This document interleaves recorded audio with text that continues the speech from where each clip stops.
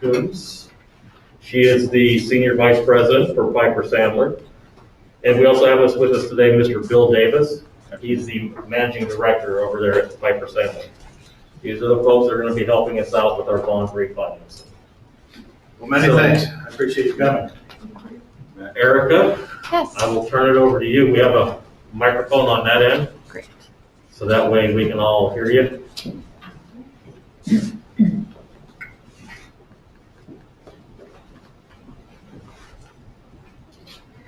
Good afternoon. Thank you again for making time to meet with us to discuss this refunding issue.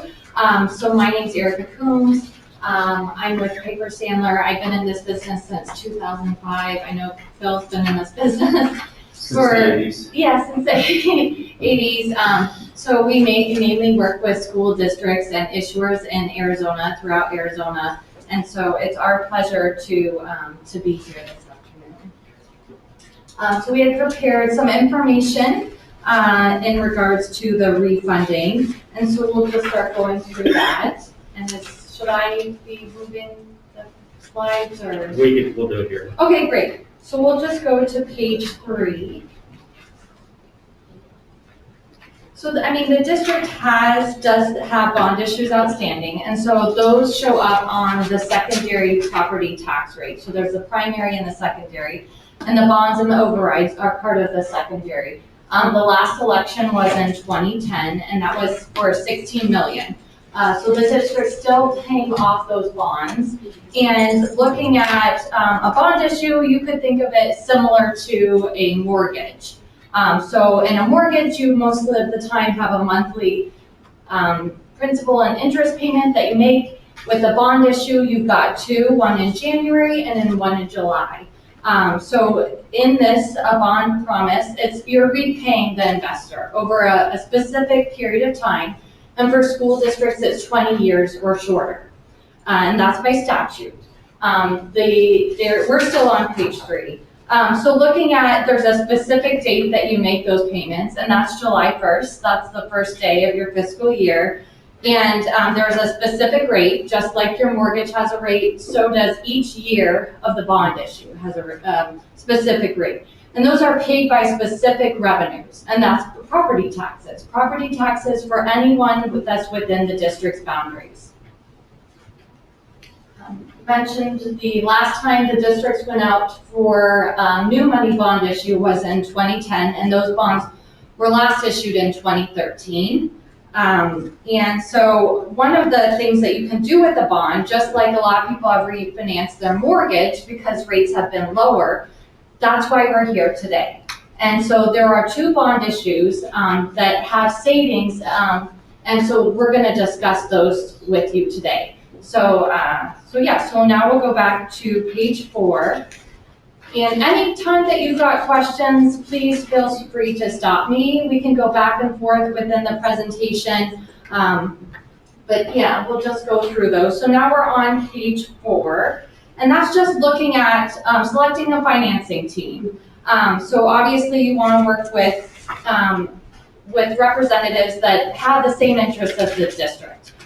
So our firm's been in Arizona since the 80s, and Bill and I have been working with school districts through our whole careers, as well as your bond counsel. So you guys work with Gus Rosenfeld, and they're the same thing. They've been in working with school districts for many, many decades, if not maybe a century for Gus Rosenfeld. So we have a lot of experience working on general obligation bond issues, and that's the type of this financing. So it's paid by property taxes. And we definitely understand the market and being able to provide seamless service to the district and make it like turnkey. So those are our goals. So going to page 5, just looking at what's the district's role in the financing. So obviously there's goals and objectives, and if you are going out for a new money issue, you may have projects that you want completed by a certain period of time. For our refunding, most of that time we'll have a goal or a target for savings. And so that will be in our bond resolution, which would be part of the documents that would be presented to the board for the action item related to this refunding. Another district's goal is disclosure. So there's a bond investor wants to be able to get timely information. So the district, you have your CAFR or annual report that's prepared every year, and that's got lots of information that would fulfill that requirement. Obviously, overseeing the borrowing costs is important, and then being a liaison for the board. So that's some of the district's role in the finance. Are there, in this adequate disclosure area, are there other things besides the CAFR that would be, that an investor might request from our district?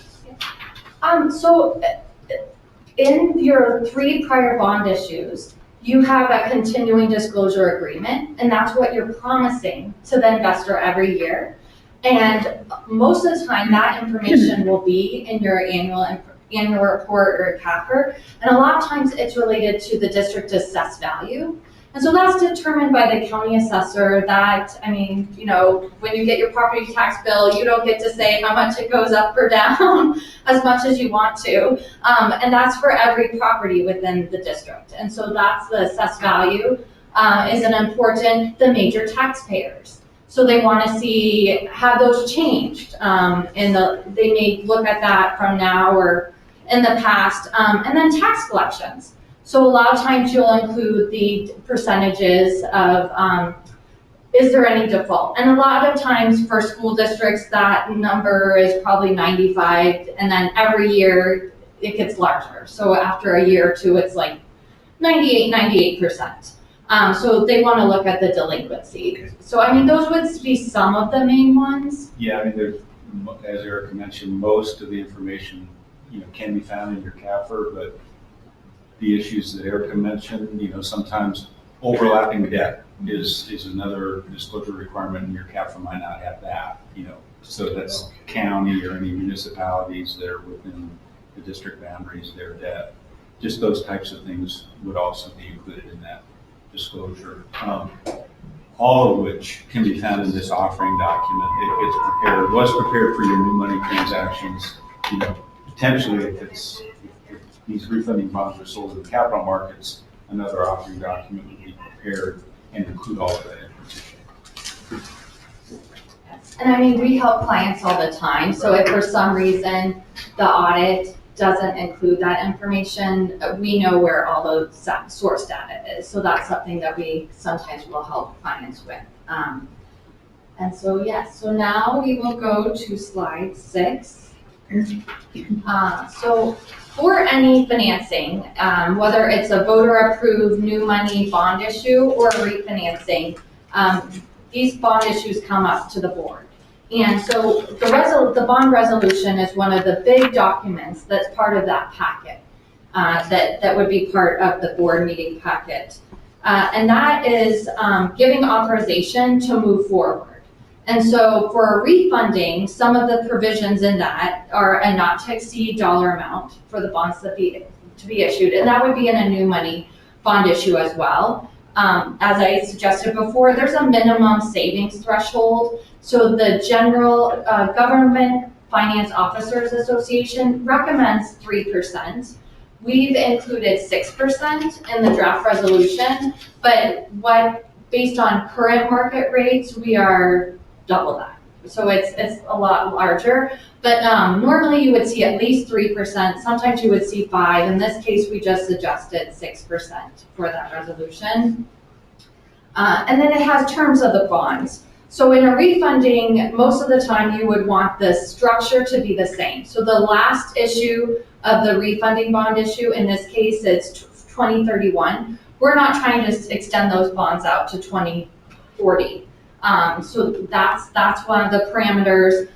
We have a maximum rate that's on there that we include in the resolution, and it's also providing authority for the district administration to do all the little things that have to happen before pricing, at pricing, and post pricing for closing, and when the funds are deposited.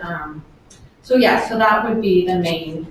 Yeah, and I might add that Erica mentioned, that bonds are similar to mortgages, which they are, but they're different too. And, most of our mortgages, we could choose to prepay and refinance them at any time you want. Bonds are sold with what's called prepayment provisions. And, the bonds, the new money bonds that you've sold to date have what's called a call date, where, the district has promised via contract to the investors that you can't prepay them prior to a certain date and time. And in this case, it's July 1, 2022. So that's the district's option, but it has value. Okay, so what we're looking at now is, as we approach July 1, 2022, potentially exercising that option.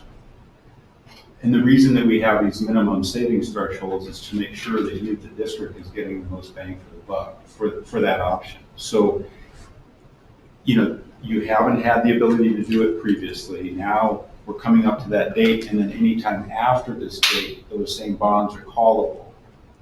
But as we approach July 1, 2022, these minimum dollar amounts and minimum savings percentages are important to have in that resolution, so that if and when you do adopt that resolution, you know that there are certain parameters that at a minimum you're going to achieve before any refunding bonds are sold.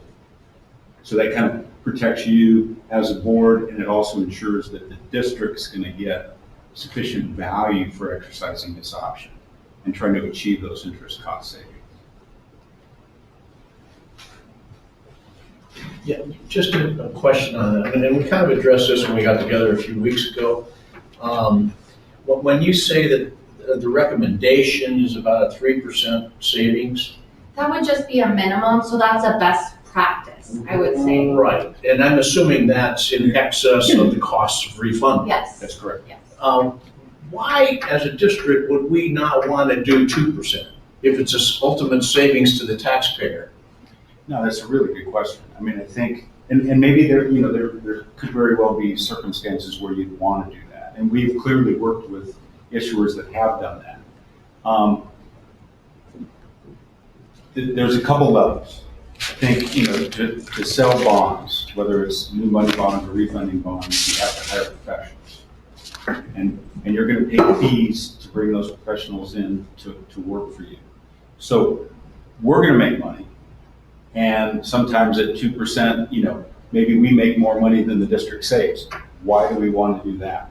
Right. So it kind of is on a certain level, you want to look at, like, it might save the taxpayers money, but who's benefiting the most? And we try to make sure that the district receives the most benefit. When you get to a call date, another situation where you might want to consider that is that if all of our bonds, we're looking at 7/1/22, if all of our bonds were maturing in 23 and 24, you'd say, well, if we don't exercise this option today, every month that goes by, we're losing the opportunity to save any interest expense. And pretty soon these bonds are going to mature out and we've lost them. So maybe there's a situation where 2% makes a lot of sense. Here our bonds go out quite a ways. And so if you don't exercise, if the market blows up on us, we'll be back to you saying we may want to consider waiting and just hoping that the market comes back. But because you still have time, maybe to exercise that option and still achieve some savings. Just benefits the taxpayer. And another parameter, since we're talking about property taxes, if a 2% threshold didn't really move the needle on the tax rate, maybe that's not a reason. That should be playing into it as well. So on the next page 7, so our firm is looking at 2 options. So the district previously has had negotiated sales. We are looking at 2 options, and which option is going to be determined to be used is going to be based on which one has the estimated lowest borrowing cost.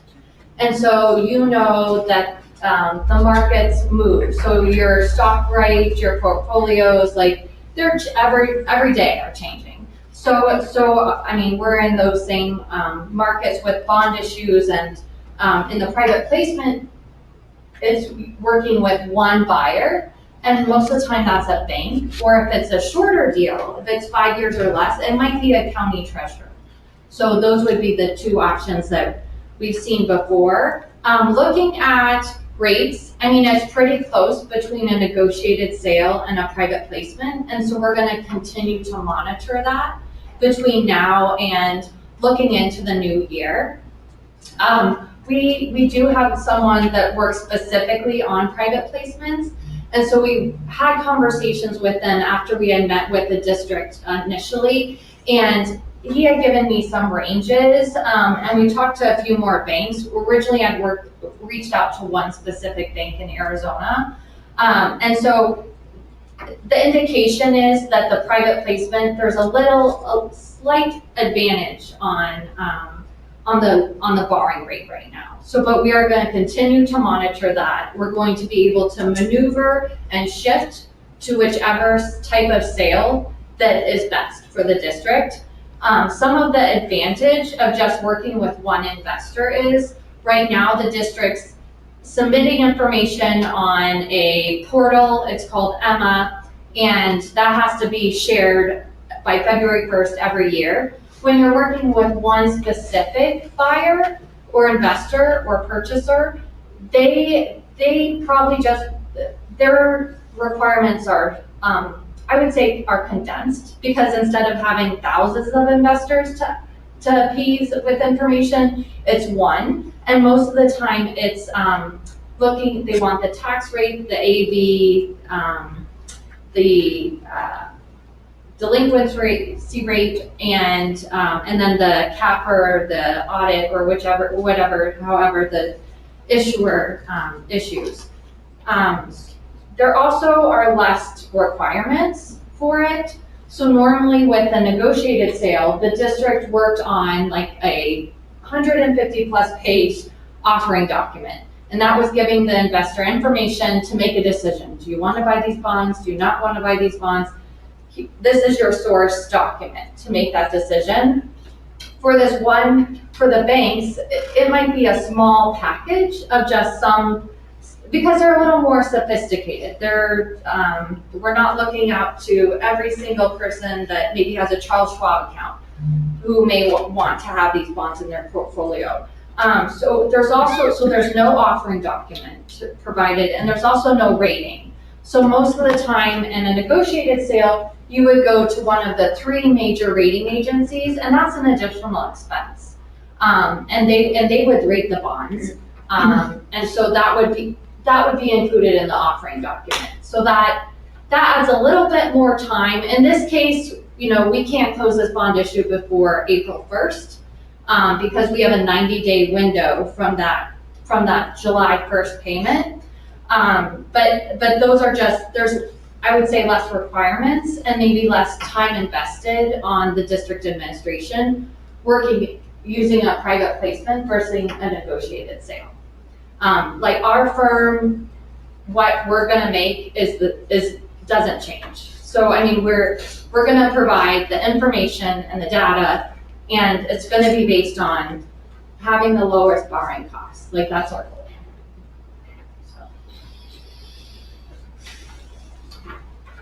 So now we'll go into section 2. And so you've got your 3 outstanding bond issues. And the bonds, you can see, Bill had referenced it, this call date. These bonds are callable any interest payment date, so they're callable right now. These bonds from 2012 had a 7/1/22 call date. So these are going to be callable the next year. And so we're looking at these bonds and then these bonds that are all callable. Now this maturity, we're going to continue to monitor. If there are not savings in that 2023 maturity, we're not going to include it. So we're only going to include maturities that have savings. So we had done numbers run a month or 2 ago.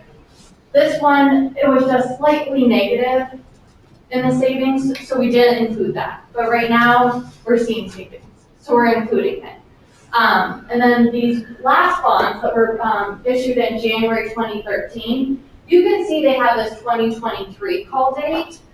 those bonds, based on federal regulation, they would have to be issued on a taxable basis. So the rates are higher, and I mean, almost all the time, I'm gonna say, waiting for the call date, you're gonna see more benefit unless the market drastically changes. So we know that the Fed may end up start doing maybe 1 or 2 rate hikes mid to the end of 2022, but right now, the savings, it should be something that the district thinks about when the actual bonds are callable. And as Bill suggested, it's an option. So you could look at that option in spring of 2023, or you could look at that option at a later date. The option's still gonna be there. And really, it's going to be a function, as it is today. I think the column under the coupon is what you really want to look at, because that's what the interest rate the district's paying today on these outstanding bonds. So whether, we're looking at the 2010 and the 2012 series today to refinance, that series 13, it's that coupon interest rate. If interest rates are lower than that, it may make sense to refinance. If they're not, there'll be no benefit to calling those bonds. The numbers on the next page really measure the interest cost savings between these 2 coupon columns on these callable maturities, highlighted maturities, versus where we think the bonds can be sold today. And that's what really kicks out the savings. Yeah, and so this is based on private placement. So this is based on estimated rates from banks currently. So as we get closer, we'll be sending out a package to a number of banks, and we'll have a due date for them to provide us a proposal. So I mean, these numbers are going to continue to change between now and mid-February when we end up actually receiving those bids in. But based on this information, you can see if rates change, you can see what would happen to the savings. So if we end up getting, right now we're saying the all-in true interest cost, so that's all costs included, estimated costs included, everything in there would be 1.6%. And then if you look at the average cash flow savings, that would be each year what the savings would be, and that ends up being around 3 cents a year on the bond tax rate. And then looking at the net present value savings, that's around 1.14 million, and that ends up being 14.4%. So that's more than twice the amount that we have in the resolution currently. And you can kind of just do the simple math, 10% of the outstanding principal amount would be in the $790,000 range. And, if you divide that by 5 to get to our 2%, you can see it's kind of like professionals probably make more than your district does at that point. So probably just doesn't make a whole lot of sense. And with these numbers too, and I think, one of the points that Eric had made earlier, the estimated annual cash flow savings at $137,000, that's an estimated direct reduction in the property tax levy. So the property tax rate would be adjusted down by about 3% per year, or 3 cents per year, because you just don't have to pay that interest anymore. We're going to walk, that's where the savings comes from. If there aren't any questions. One question, Yes. Erica. I just want to get this straight in my head. On page 9, we got $11.185 million in total bonds outstanding. And yet our par amounts for refunding are significantly less than that. Why is that different? So when you look at, if I understand your question, if you look at these bonds here on the far. I know that those are not included. But this says we've got 11.185 in the bonds that we're planning to refund.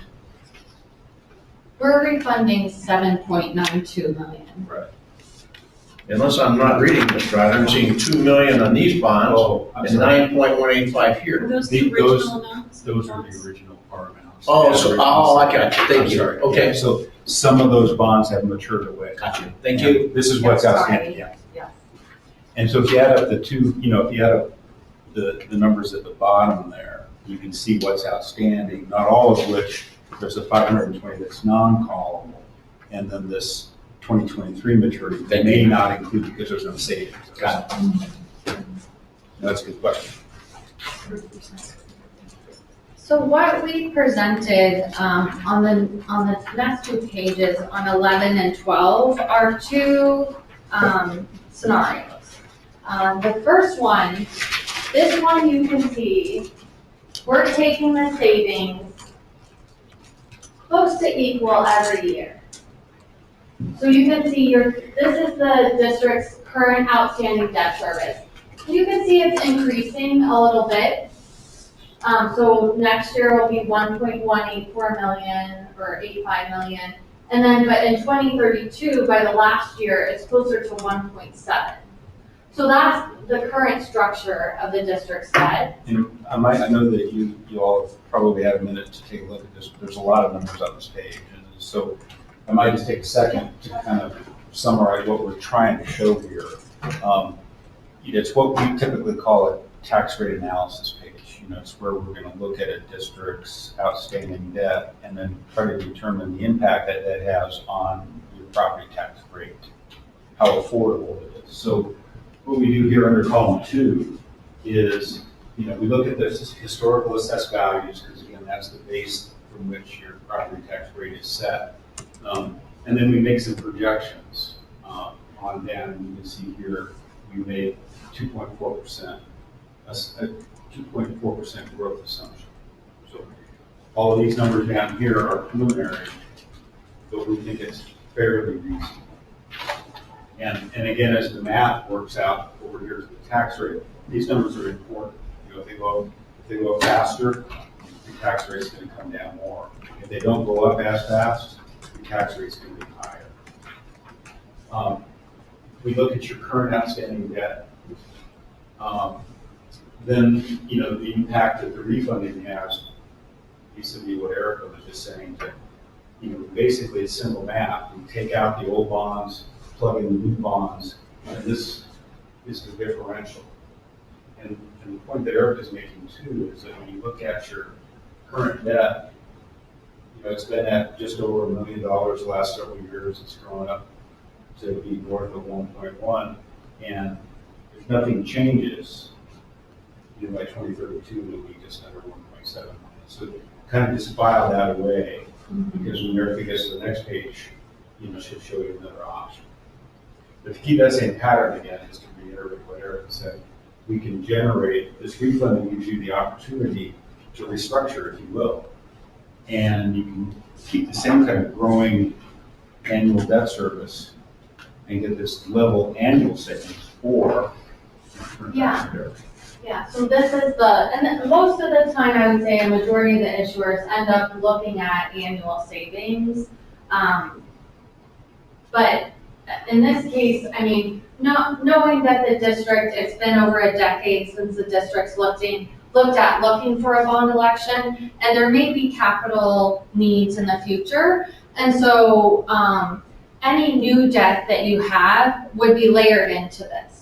And so, it's at least worth a discussion to see on the next page, we kind of leveled that out so that the savings you can see change every year, so that the end goal ends up being debt service is around 1.265 million. Now, there's still that long bond issue that this goes out one more year. And so this isn't gonna change. This can be changed when it's refunded. But in this case, it would be 1.265 and then it would go to 1.7. Yes. And I think when we're advising clients on refundings, you kind of look at what Erica has mentioned earlier. You want to maximize your savings. You want to achieve the lowest possible interest rate. But at the same time, you want to think about, well, what's the future look like? in 3 or 5 years, are we gonna go back to the voters and maybe sell new bonds, or gonna need new capital facilities? And that's where this, you can kind of, we don't know. I mean, we have really no idea what might occur 3 or 5 years from now, but you have plans. And so, as Eric mentioned, if you sell new bonds into this structure, your existing debt structure, that debt service is just gonna be added to that. So that's just a given, that's gonna happen no matter what. But you can see the impact of the tax rate. There's about a 4-cent differential based on these estimates. If you add bonds into that differential is gonna increase. If in this refinance, you decide, no, let's restructure and go to a more level structure, well, that gives you the opportunity to feather that new debt in here without having as big of an increase. We're at 29, 30 cents today, and you might be able to incorporate some of that debt, new debt, without having as much of an impact on the tax rate as it would have if you don't restructure. So, the good thing is you've got this option. There's savings under both scenarios. And that's, Restructuring just may give you some flexibility for the future. and that's structured in the offering as far as the impact on the tax rate as to whether we would go equal year by year or this increasing. This is basically the district's decision. So Okay. we would sell the bonds with either structure or combination thereof to the investor or investors. So we would structure the principal to accomplish one or the other, or something in between.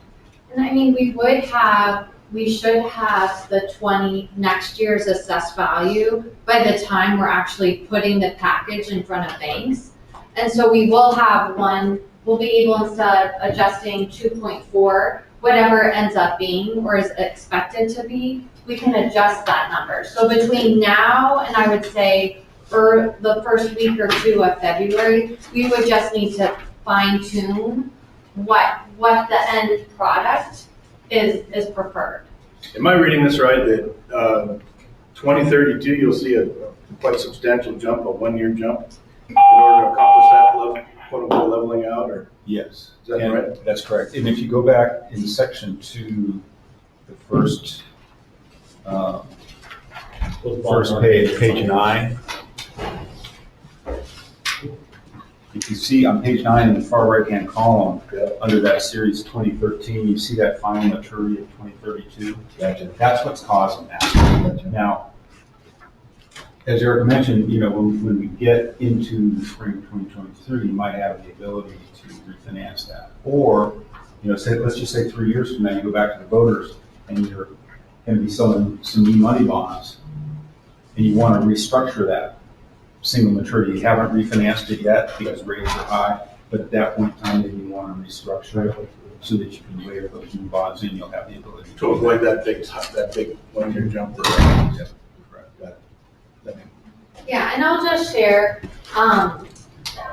if we assume a 4% interest rate for a $10 million level issued debt, that's gonna add 4 cents to the tax rate, just for the interest. So I mean, depending on what happens and the district's needs, the tax rate is gonna go up with the bond election. But I think, talking about the needs and what that value is, if and when that time comes, we can work with the district to make sure that we're trying to structure the sales with the needs and the timing of the projects, to have those aligned the best, with the least amount of impact. But there will be some impact.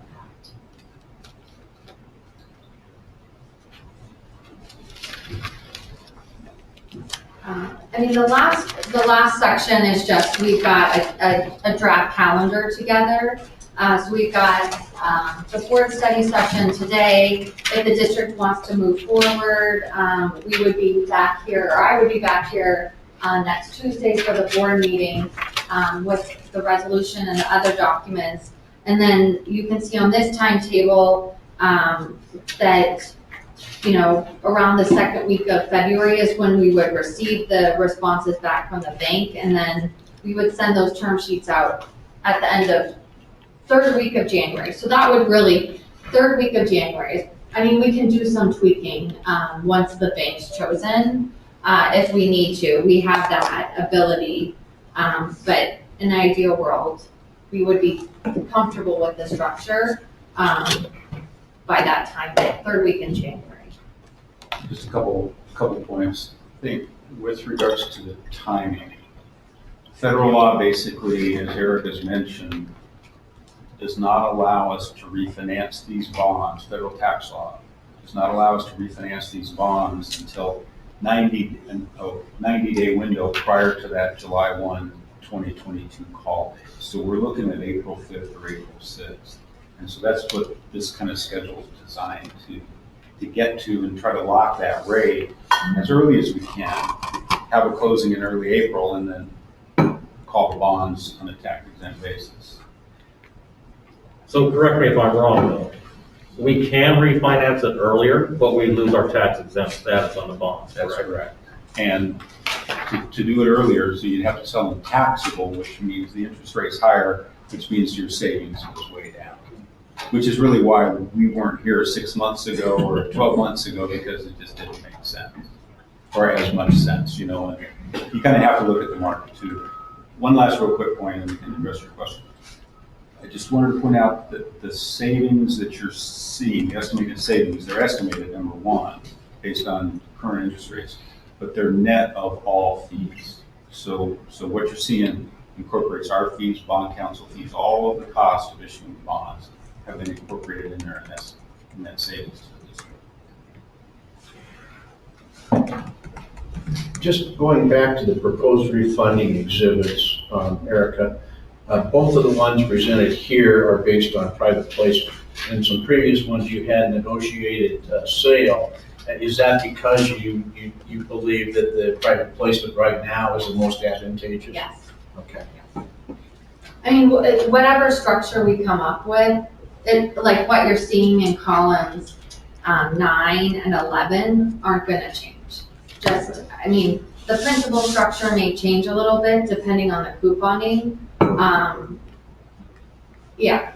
And so there's a lot of detail between, and Eric has touched on it very well, I think, between, say, a private placement and a negotiated sale. And as Eric mentioned, your previous 3 bond issues have been sold via negotiated sale, which is by and large the process, the method from which most bonds are sold. One of the reasons that a private placement works stable, there's 2. The dollar amount and the final term to maturity, 2031, so we're kind of within a 10-year window.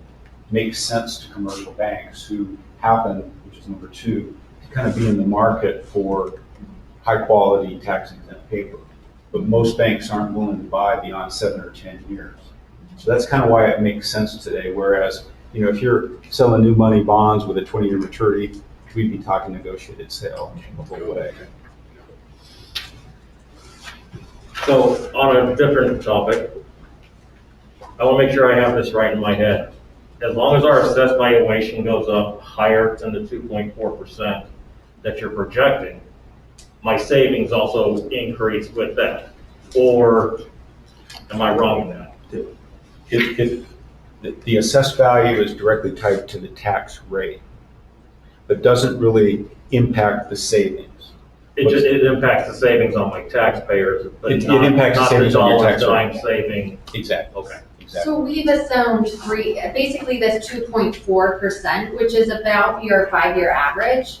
That ends up being, no matter how much, if it increases 2.4%, that's 3 cents rounded for 2 decimal points the whole time. If your assessed value grows double that the whole time, then maybe in 2030 and 2031, it would be 2 cents instead of 3 cents.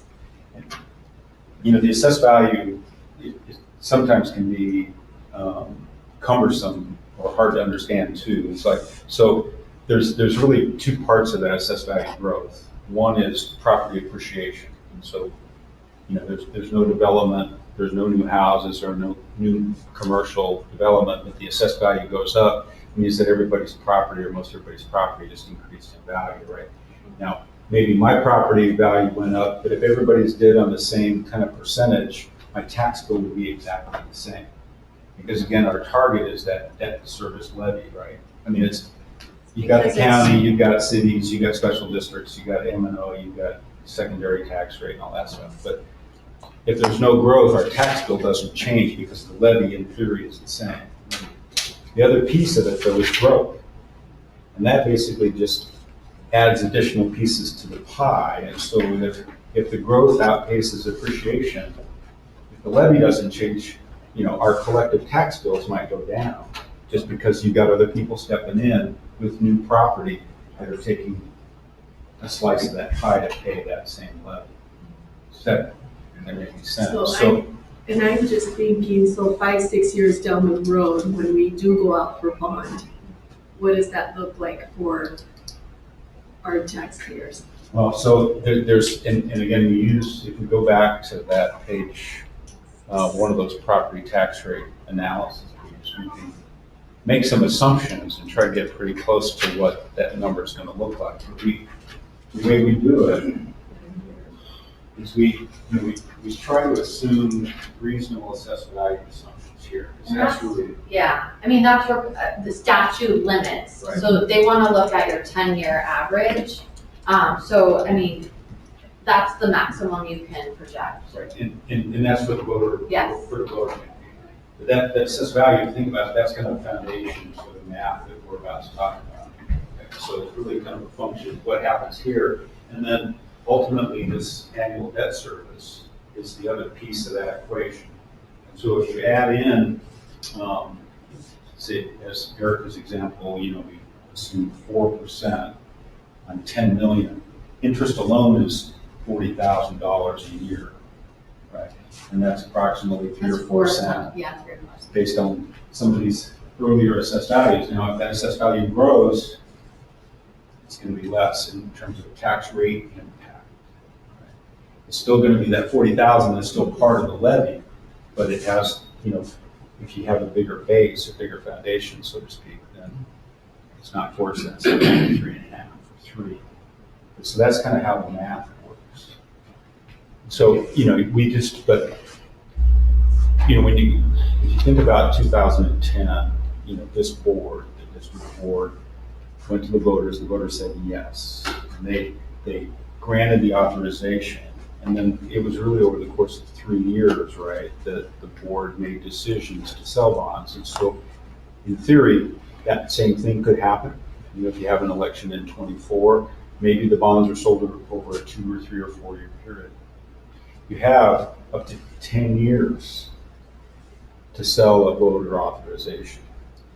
So depending on the capital needs, if you can kind of visualize, your question, if you asked voters for 10 and you needed all 10 right away, well, you'd sell it all right away because that's what your capital needs were. But if you asked the voters for 25, but you only needed 5 or 10, you'd sell it in the pieces when you need it to meet your capital needs.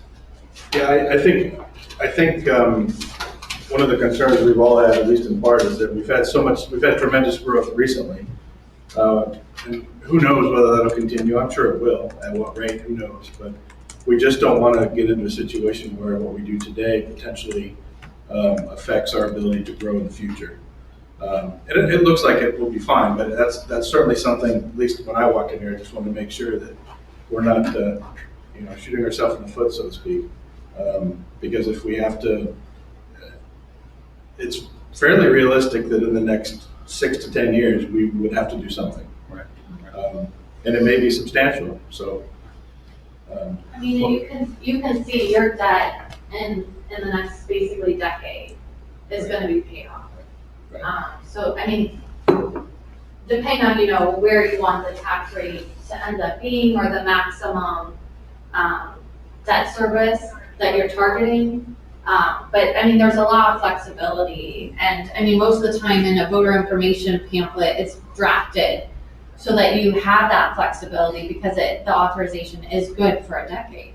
So the potential good news is 5 or 6 years down the road, if we did have to move into some new debt, we're 4 or 5 years out from retiring this portion. That's right. So that's the good, that's how I see it, is that correct? Yeah, no, I mean, it has, from a 30,000 foot level, you're in a really good position, flexibility wise, It's not a big district, you don't have a huge assessed value, the tax rate's not that high though, it's really not. But to your point, when you're selling new bonds, say 4 or 5 years from now, you can look out to 2033, 2035, you're still really short on the yield curve, and again, our advice is always try to shorten the principal amortization as much as you can, because irrespective of where interest rates are, that's going to reduce your interest cost, right? It's those dollars that don't go to bricks and mortar, they don't go to the kids, it's just interest expense, right? We all pay it on mortgages and whatnot. And, the only downside of doing a refunding right now that I can see is that you're going to exercise that option. So we're going to, you've got this option coming up on 7/1/22 for your outstanding, one's callable right now, the Series 2012 comes up on 7/1/22, and then you've got another option for 7/1/23. We sell bonds today. It's possible that the banks could give us some prepayment provisions. Another potential benefit of a private placement, we never get that in the capital markets. Or you would pay. Or you pay for it, it'd be Yes. expensive. Is that you may lose that prepayment option on these bonds that we're going to sell to refinance them. Oh, okay. But again, because typically the call protection is 10 years, as your previous bonds have had. So you've got a final maturity targeted for 2031, we won't change that. So it's not like you're really giving up anything, except you are going to exercise that option. And that's why we think it's important to make sure you get as much as you can in terms of savings. It's hard for me to imagine that long-term interest rates are going to go up and a lot lower. Yeah. That's right. Yeah, I agree with you. So, At what I never point, thought we'd get here. at what point do you lock this rate once you find the applicable investor we think we're going? Yeah, so normally with the banks, 45 days is about the length of time they're comfortable to give us the rate and then have a closing date 45 days. So we're targeting the end of February. So that's a little over, between 30 and 45 days. Right. So we would get the proposals in from the banks. If we need to do some negotiating with them, or maybe some of them are giving us different prepayment options and we want to discuss that with the district. And then we would come back to them, and then we would finalize numbers and all of that information. And then my other question is, and I believe I know this answer, so we're really doing it to benefit the taxpayer. The net result really does not affect the school because all the savings goes back to the tax base. 100%. Okay. And that's just how it is. Yeah. That gives us some goodwill in the future. Well, yeah. that's the Definitely, main thing. definitely It's some really goodwill, yeah. Yeah, and a good thing to, we can help write some factual information to share in a press release or, so we'll make sure that you've got that information so that you can share that with the community. So Greg, that all nets out in our books that we're just not taking in an additional 130,000 a year, so you're not having to spend that out in interest, so it's. Right. Okay. Yeah, it's just a net savings to the taxpayer, because we're gonna pay what we're gonna pay.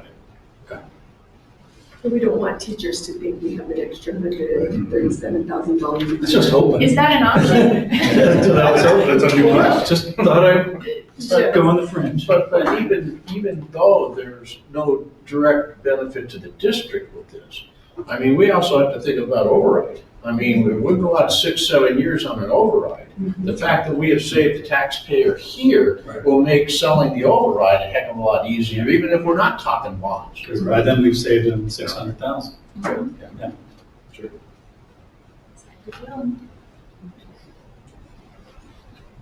Any other questions or information we can provide? You touched on a little bit, don't know, or you're estimating that there probably won't be any movement from the Fed on interest rates between now and February, whatever? I mean, Is that I the- wish is I that had just a a crystal gamble? ball. I mean, I do wish I'd had a crystal ball. I mean, Here, let me look. yeah, I If don't you don't think mind, the can you nail Fed's. that down, please? I wish I could. I mean, there's so many factors, and the interesting thing with the banks is they have their own cost of capital funds that they determine. And so, I mean, you know, sometimes they can be very aggressive in submitting bids because they just want bonds in their portfolio. So, I mean, that's what we're hoping for, that we get some really low bids from the banks. And if for some reason we don't, then we will pivot to the capital markets and do a negotiated sale. What kind of bids are you getting now? I mean, so we've been quoted just talking with our desk who does private placements all the time. He had quoted me 1.35 to 1.5%. And so in this proposal, we had assumed 1.45%. But I mean, like I said before, the banks have their own cost of funds. They're gonna be in a new year. Just like, I mean, it's gonna be an ebb and flow, but currently that's the range that we're hearing from. It's gonna be interesting to watch, Margaret, you know, the volatility's been Oh, yeah. Yeah. high. And, you know, in some ways that can help us because if we see that volatility, especially, you know, kind of in a market correction kind of direction, there's oftentimes a flight to quality, and that brings interest rates down. You know, people jumping into the treasury market or high grade munis, and but I don't know. You know, it's hard to say. The Fed seems to be, you know, on an upward trend. So.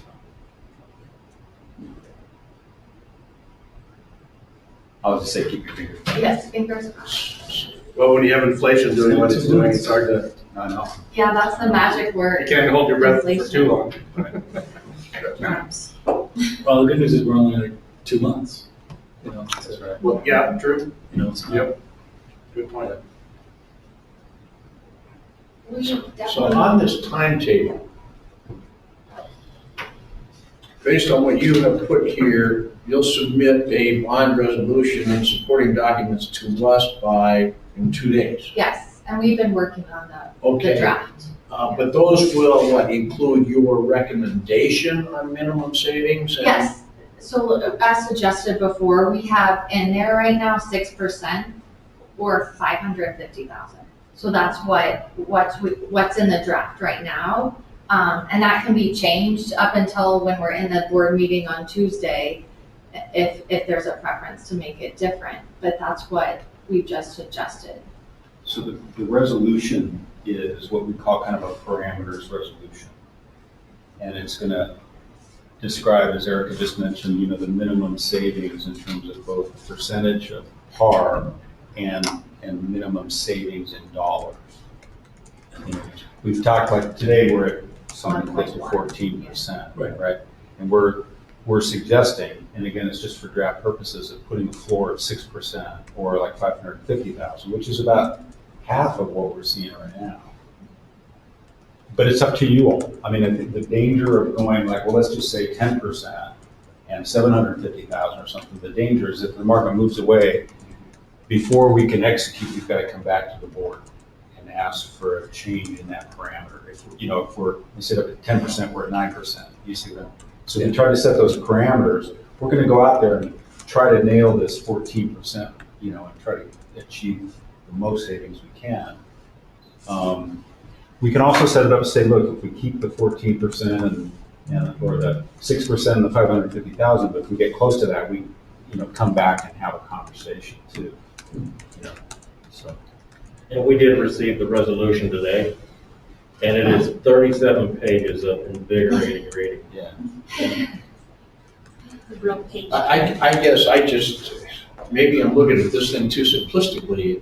It just seems to me that we set a minimum savings of 6%. And for some reason, it fell below that. Then we got to start all over again, as opposed to offering the taxpayers a 3% benefit. Yeah, I mean, How many times can we refinance You get this one bite at these. I mean, as Bill suggested, some of these banks have shorter prepayment provisions. And if there is, and then let's say in 5 or 6 years, rates end up being lower than they are right now, which I want people to see. I mean, there would be that option. I mean, if you want us to share if it was 3% savings, what that would look like because if it's not even a penny each year I think you just want to think about that. And I think we've seen 5% before, so I think 6% is not, and we're cutting more than half of what we're seeing now. So, I think yeah. Let's see, maybe the place to look at it is if we go to section 2, page 10, in that bottom left-hand corner.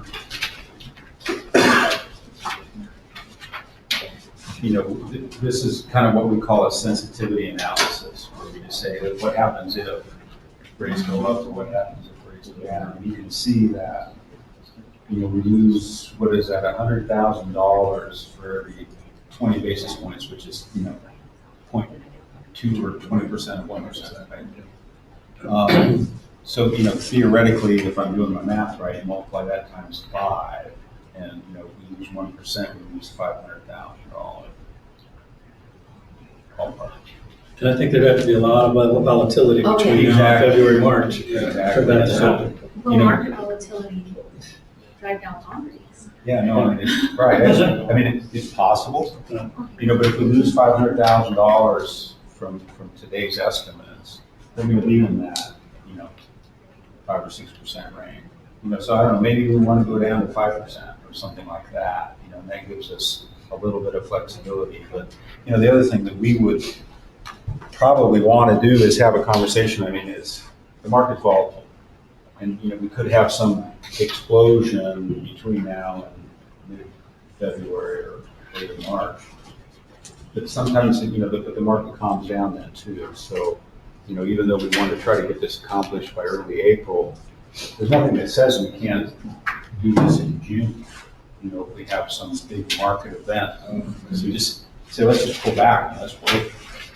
Because we hate to be pricing it, really kind of terrible market environment too, unless it helps us, right? We'll take advantage of it if it comes our way, but if it's going the other way on us, maybe we just step back. But we hate to play the market, but if we have a 9/11, for example, we had to do this. Everybody just kind of stepped away for about 3 months.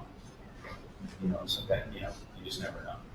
And even the initial COVID outbreak, Right. it was maybe a 4 to 6 week period that was touch and go. But, we're still saving $1 million even if it goes up 20 basis points. But, since you did this thing back in October to this December, it's gone up 7 on your estimates. Yeah. It's gone from 1.53 to 1.60. So. Keep it up. Hope not. Well, no.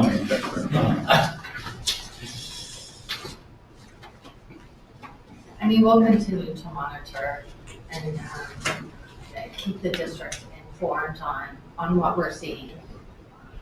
Okay. I fingers crossed, I don't want us to be near 6% personally. Okay.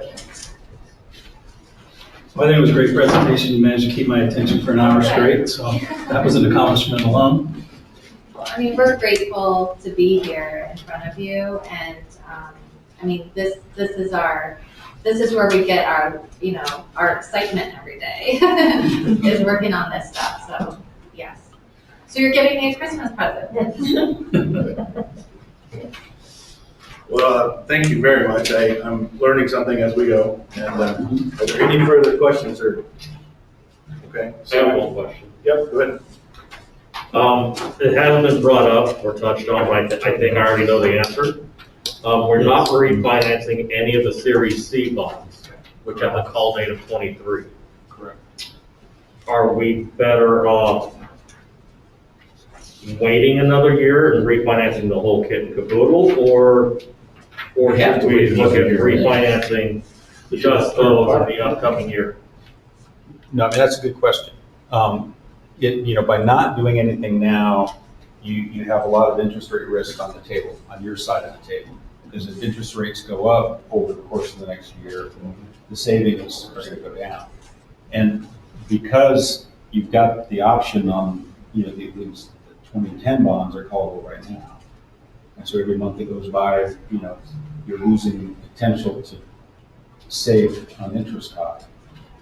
But when 7/1/22 hits, then every month that goes by, you're losing the potential to save money on those bonds, on the Series 2012 bonds. So, if we knew where interest rates were going to be a year from now, maybe we could make the analysis and say, yeah, it's better to wait. But because we don't know, I would say, no, it's better to just act now. You're going to come back, there's some just marginal cost of issuance savings.